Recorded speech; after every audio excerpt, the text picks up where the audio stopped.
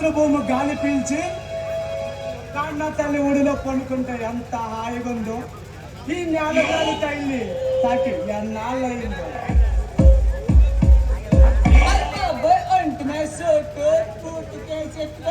భలేగన్నారు ఎవరు బాబు మీరు?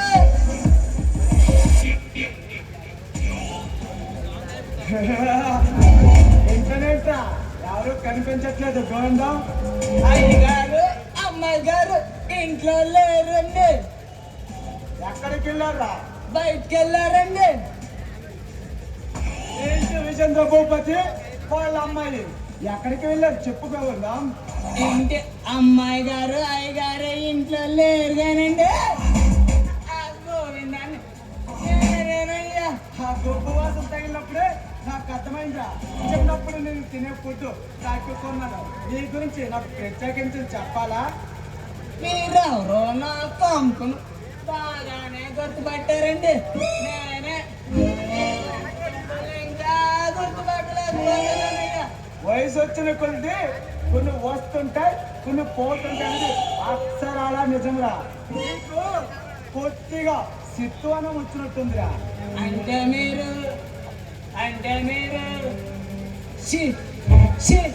శ్రీరామారావు గారు కదా? ఓన్లే నా పర్సనాలిటీ గుర్తు లేకపోయినా నా పేరైనా బాగా గుర్తుంచుకున్నావు. అయ్య బాబోయ్ ఇంతలోనే ఎంత మాకు వెళ్ళేటప్పుడు పాలకాయలా ఉండేవారు, వచ్చేటప్పుడు పనసకాయలా వచ్చారు.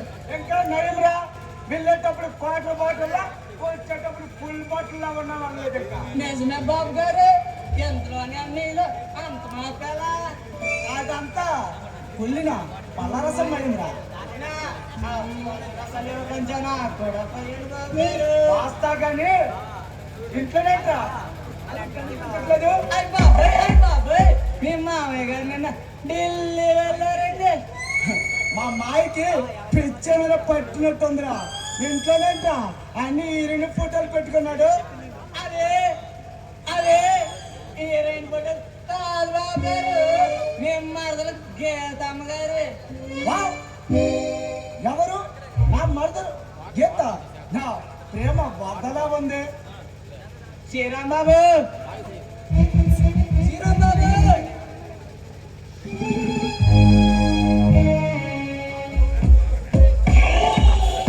నా తను పొలకేస్తుంది. చదివి తీరా చూడనీరా.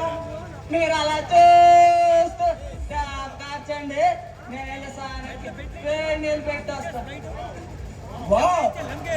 దివి నుంచి భూమికి దిగి వచ్చిన దేవ కన్యల, సముద్రం నుండి కొట్టుకొచ్చిన సాగర కన్యల, కాశ్మీర వనం నుండి సైతం తల వచ్చే అందం నీది కాక ఇంకెవరిది గీత.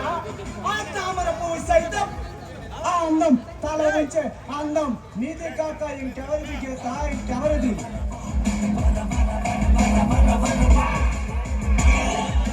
శ్రీరాంబాబు గారు, శ్రీరాంబాబు గారు,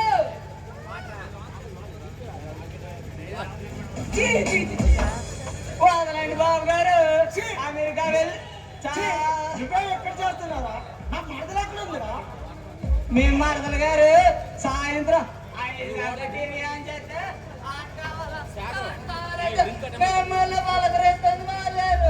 నీళ్ళ కనబట్టి పెట్టరా పిచ్చిన సన్నాసి. అవును బాబు గారు, మీ మరదలు గారు ఫ్యాషన్ టీవీలో చాలా పెద్ద ఉద్యోగం చేస్తారు. ఆ విషయం మా మామయ్య ఒప్పుకున్నారా? అదిగండి బాటలోనే వస్తున్నారు.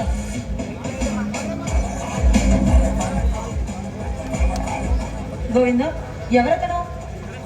ఇతనమ్మా హలో మిస్ గీత. ఏ ఎవరు నువ్వు? నా ఇంటికి వచ్చి నన్నే పేరెట్టి పిలుస్తున్నావు? అయిన వాళ్ళని నీలంట అందమైన వాళ్ళని పేరెత్తడం నా హాబీ. నీలాంటి పనిక వాళ్ళ వాళ్ళని, నీలాంటి వాళ్ళని దూరంగా ఉంచడం నా హాబీ. పరిచయం లేకుండానే చిన్నప్పుడు నా వీపుపై ఎక్కి ఇల్లు మొత్తం తిరిగావు. పరిచయం లేకుండానే తిరిగావు. పరిచయం లేకుండానే నీకు చిన్నప్పుడు తక్కువ మార్కులు వచ్చేది. నా చేత సంతకం పెట్టించాను. పరిచయం లేకుండానే పెట్టించావా? శ్రీరామ, Yes, నా పర్సనాలిటీ గుర్తుపట్టకపోయినా నా పేరే గుర్తుంది. అయ్యో సారీ బావా. అయినా నువ్వేంటి ఇక్కడ నుంచి వెళ్ళేటప్పుడు నిజం మూవీలో మహేష్ బాబులా ఉండేవాడివి, మళ్ళీ తిరిగి వచ్చేసరికి ఇలా మహర్షి మూవీలో మహేష్ బాబులో తయారయ్యో. అవన్నీ పుల్లెడు పళ్ళు రసాలు అమ్మ. ఏంటి అదే కదా ఆ ఎన్నిక నుంచి వచ్చేటప్పుడు అక్కడే పలికించాం అని కొద్దిగా కొల్లగని గోవిందం అంటున్నాడు. ఓ సరే బావా.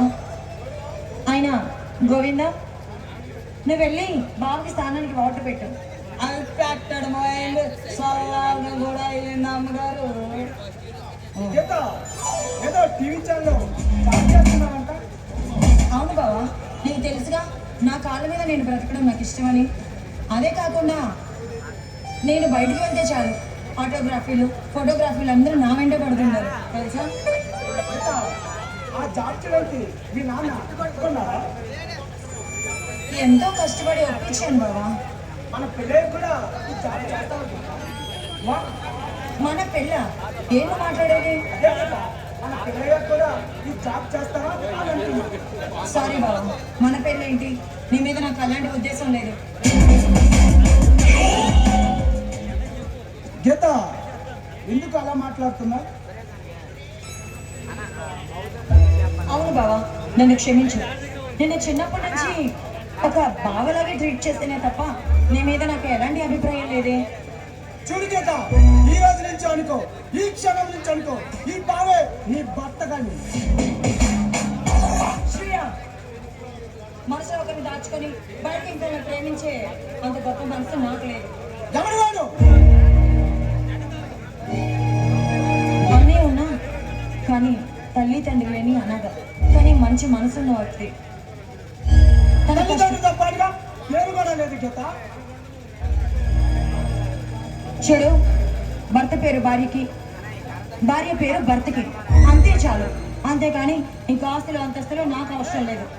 గీత, భర్త అంటే వెళ్తే భర్త మూడు గుళ్ళు వేస్తాడా, తలపురాలు పోస్తాడా, లేదా అగ్ని సాక్షిగా నీతో పాటుగా 7 అడుగులు నచ్చాడా? భర్త అంటే వెళ్తే భర్త. తాళి కట్టినంత మాత్రాన భర్త అయిపోడు, కట్టినంత మాత్రాన భర్త కాకుండా పోడు. మా ఇద్దరం ప్రేమించుకున్నాం, ఎప్పుడో పెళ్లి కూడా మా మనసు ద్వారా చేసేసుకుందాం అనుకున్నాం. మారేంటి ఈ విషయం ఎంతకీ తెలుసా? ఎంతవరకు చెప్పవలసిన అవసరం రాలేదు. లేక చెప్పనవసరం లేదు కనుక. ఎందుకంటే పెళ్ళంటూ జరిగితే అది నాతోనే జరుగుతుంది కాబట్టి. శ్రీరామ్, బెదిరిస్తే బెదిరిపోవడానికి నేనేమైనా ఇదనుకుంటున్నావా గీత? నేను నిన్ను బెదిరించడం కాదు, నువ్వు నన్ను బెదిరించినా ఎప్పటికీ నా ఈశ్వర్ని నేను వదులుకోను. అర్థమైందా? ఎవడు వాడు? నువ్వేదో ఆవేశంగా మాట్లాడుతున్నావు గీత. చూడు, ఆవేశంలో కాదు, ఆడపిల్లలా మాట్లాడుతున్నాను. అయినా నాకేం తప్పు గీత? నా పేరులోనే కాదు, నా గుణంలో కూడా ఆ శ్రీరామచంద్రునే అనుభవిస్తుంది. నిజమే బావా, శ్రీరాముడికి నీకు చాలా తేడా ఉంది. శ్రీరాముడు లోకానికి పెద్ద గాడ్, అంతేకాకుండా ఒక వైఫ్తోనే ఉన్నారు. ఆ శ్రీరాముడికి నీకు పోలిక ఏంటి? ఆయనతో నువ్వు పోల్చుకుంటున్నావా? సిగ్గుగా లేదు? చూడు గీత, పిచ్చి పిచ్చిగా మాట్లాడు. నిజం మాట్లాడుతున్నాను బావా. చూడు గీత, నువ్వేదో ఆవేశంలో మాట్లాడుతున్నావు. అనవసరంగా ఆవేశంగా మాట్లాడి నన్ను అనవసరంగా డిస్టర్బ్ చేయకు. చూడు బావా, అనవసరం కాదు, నిజంగా మాట్లాడుతున్నాను. ఏ నీ క్యారెక్టర్ అంటే నీకు తెలీదా? ఒకసారి గతాన్ని ఊహించుకో. కనీసం అనకాపల్లి కూడా తెలియని నిన్ను మా నాన్న తన డబ్బుతో అమెరికా పంపిస్తే నువ్వేమో ఇక్కడికి వచ్చి నన్నే పెళ్లి చేసుకొని ఈ ఇంట్లో ఈ ఆస్తిని నీ సొంతం చేసుకోవాలనుకుంటున్నావు. నీ బుద్ధి నాకు తెలియదు అనుకుంటున్నావా? చూడు గీత, చిరుపోయి మా అమ్మ మీద ఒట్టే చెప్తున్నా. పిల్లంటూ చేసుకుంటే అన్నీ చేసుకుంటా. అయితే నీ జీవితాంత కళ్ళకంటూ ఇలా బ్రతకవలసిందే. అవుతుంది, అయిపోయింది. శాస్త్రి నాయకుడు ఏకైక కుమారుడు చిరంజీవి. శ్రీరాముకు విజయేంద్ర భూపతి ఏకైక కుమార్తె చిరంజీవి లక్ష్మీ సౌభాగ్యవతి గీతాంజలికి రక్తం లెక్కించిన మోతంటే తాళి కడతా నీకు మా గుడినవుతా. ఏయ్, ఇలాగే కూర్చొని కళ్ళ కంటూ ఉండు, లేకపోతే అగో మా గోవిందనే పెళ్లి చేసుకొని కళ్ళ కంట. Good bye. బాధ్యత